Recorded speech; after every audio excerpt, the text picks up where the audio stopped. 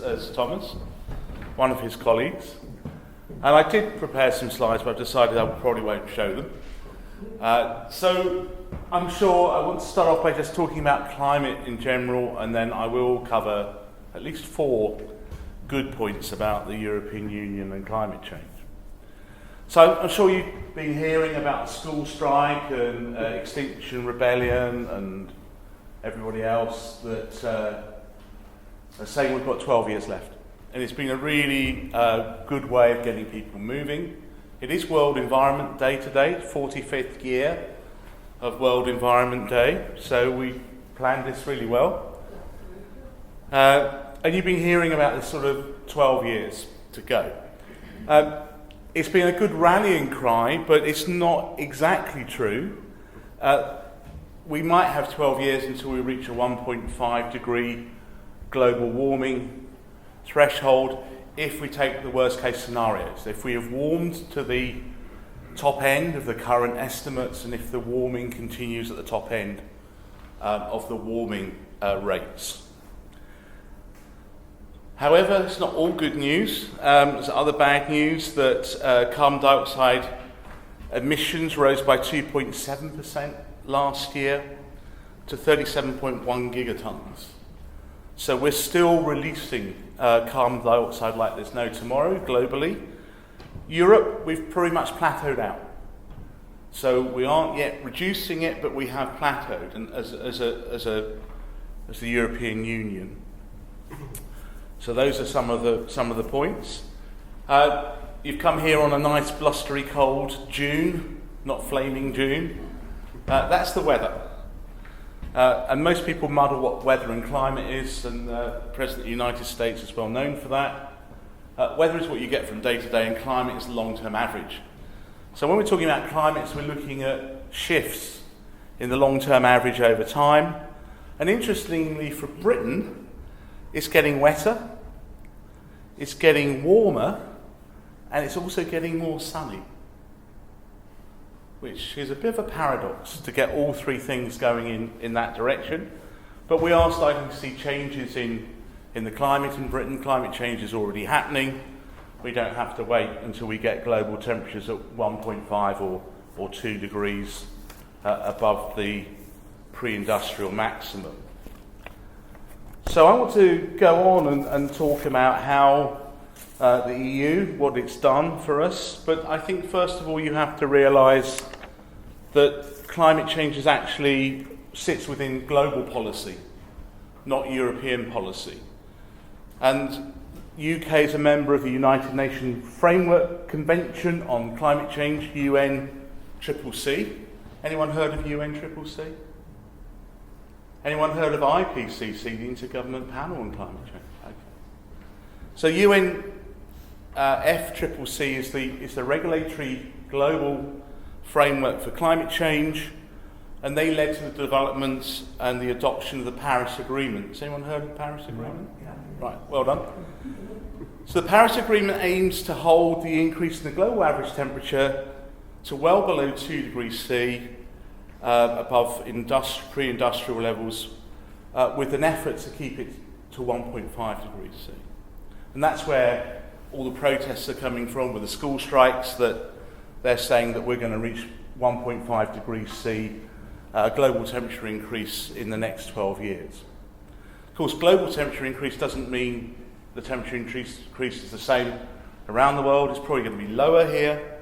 Anywhere against an ocean is likely to be lower than if you're in the middle of a continent. What was good about the EU, and we're still in it, so maybe I shouldn't put it in that past tense, but what is good about the European Union is that we acted as a bloc in these international negotiations, bringing many major industrialised countries together. And they hold quite a sway in the international negotiations. And we agreed that we would go for a 40% reduction in our emissions from below 1990 levels as a reference by 2030. And I'll talk in more detail about that. The other thing is that EU countries are a major science base. And in 2018, we produced 25% of the global share of peer-reviewed science and engineering papers. China produced 21% and the United States 17%. And you can probably say that in terms of those proportions, if you're looking at climate change, weather, environmental factors, we're likely to be even higher on the proportions globally in those areas. And I've been very fortunate to have a number of EU-funded projects over the years looking at climate impacts, and that may all go away. That's a personal note. One of the other points I want to make is that when the European Union ratified the Paris Agreement through a declaration that I won't read out, declaration number I won't read out, at that point only 26 states had signed up, representing 36% of the world greenhouse gas emissions. But to be signed, to go through it, it needed 55 states representing at least 55% of the world greenhouse gas emissions. And the EU tipped it over into something that was ratified. Again, acting as a bloc, not acting as individual countries, and preventing dangerous climate change is a key priority for the European Union. Okay. And what have they done to make that a priority? Well, they've set up a series of targets. I will have to read them out, afraid. For 2020, so only next year, the target is to reduce greenhouse gas emissions compared with 1990 to 20%. To have 20% total energy consumption from renewable energy, and to have a 20% increase in energy efficiency. Anyone know roughly what the UK renewable energy percentage is at the moment? Are we doing better than the EU average? About 25%. About 30, yeah. About 30, and rising rapidly. So we're doing better than that target already, which is good. And then by 2030, the cuts become harder to obtain, to get to 40% in greenhouse gas emissions, 32% of total energy, so we're close to that already in the UK, and a 32.5% increase in energy efficiency. And the long-term goal by 2050, which is getting closer and closer, and I'm working out how old I'll be by then, quite old, if I'm still alive, between 80 and 95% compared to the 1990 figures. So we're producing in Europe a high energy efficient and low carbon economy, and certainly in Britain we've cut that tie in between productivity, or at least a growing economy, and carbon emissions. Now you can argue that we've exported it to places like China and India and Brazil, so you have to be slightly careful with those figures. What else has the EU done for us? Well, it's it's split the emissions into those which are from the large emitters like aviation, power, and it has an emissions trading scheme for them, and we'll talk a little bit about that in a moment.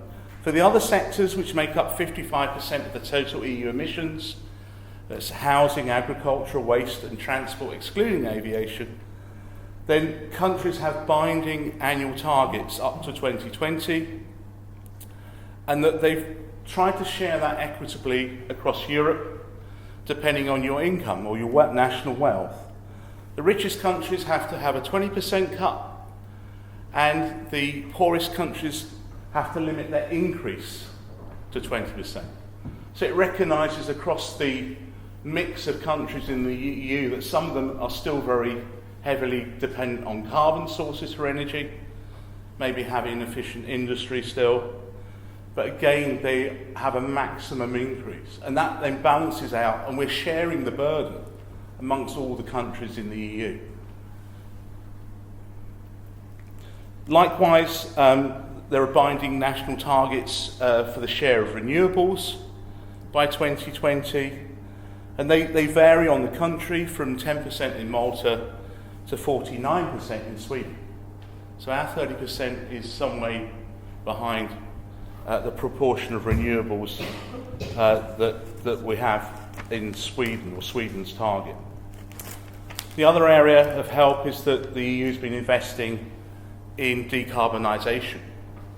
And as much as 180 billion euros, 20% of the EU budget between 2014 and 2020 is to be spent on protecting a climate. And that's on top of funding from individual EU countries. So there's been a large injection of money to look at producing low carbon economies, efficiencies and renewables. Just briefly back to the emissions trading scheme, the large emitters have to trade the carbon. It's a capped process where they can trade their emissions around, but they can't go above a certain level. And they have similar emission targets by 2020 to be 21% lower than 2005. I don't really know much about emissions trading systems, but it does again bring a limit in, and they can trade their emissions. How am I doing? Okay. So what about post-EU? Well, Britain was the first country to have a legally binding Climate Change Act in 2008, and that's national legislation to tackle climate change. It has a 2050 target for emissions with 5-year sub-targets. So we are within an international agreement which we can't get out of unless we leave the Paris Agreement and the previous international agreements. But we will have to bring in UK policies and laws to replace them. And we're going to have to do that for many things. So what the order of priority will be, I don't know. One thing I will say at the end here is that I don't know if you saw the news, but 250 climate scientists signed a letter. I was one of them. It was sent to the Prime Minister for her to bring up the issue of climate change with the President of the United States, Donald Trump, and to point out how well Britain was doing in terms of its emission reductions, and to really encourage the United States not to opt out of the Paris Agreement and to take climate change much more seriously. Okay, I think I'm about there, 10 minutes. Thanks very much.